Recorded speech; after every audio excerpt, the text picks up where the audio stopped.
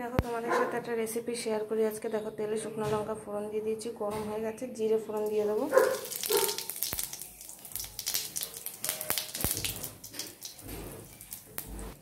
দিয়ে দেবো সামান্য লবণ। এবার দিয়ে দেবো আলুগুলো।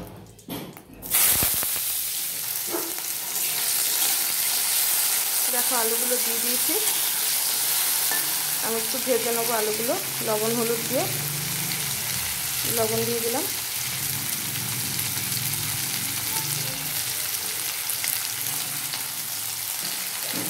হলুদ দিয়ে দিচ্ছি।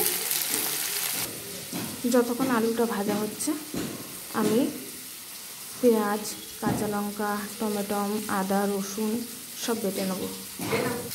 আলুটা ভাজা হয়ে গেছে, আমি একটু শুকনো লঙ্কার গুঁড়ো দিয়ে দেবো।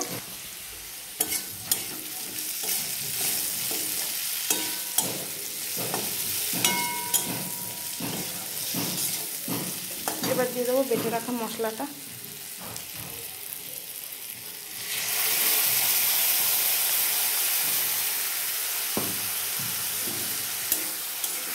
এবার দিয়ে ভালো করে কষিয়ে নেব। দেখো মশলাটা কষে এসছে, দিয়ে দেবো সামান্য ম্যাগি মশলা।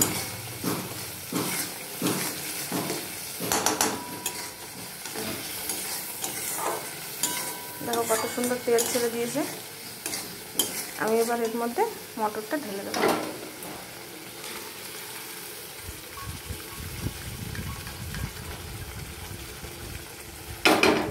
দিয়ে ভালো করে কষিয়ে নেব।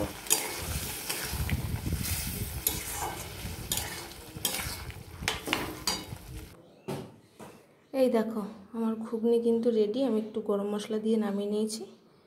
তোমরাও এইভাবে করে খাও আর খেয়ে আমাকে কমেন্ট করে জানাও কেমন হয়েছে। ভালো লাগলে চ্যানেলটিকে সাবস্ক্রাইব করে দেবে, আর যারা ফেসবুকে দেখছো তারা চ্যানেলটিকে ফলো করে দেবে।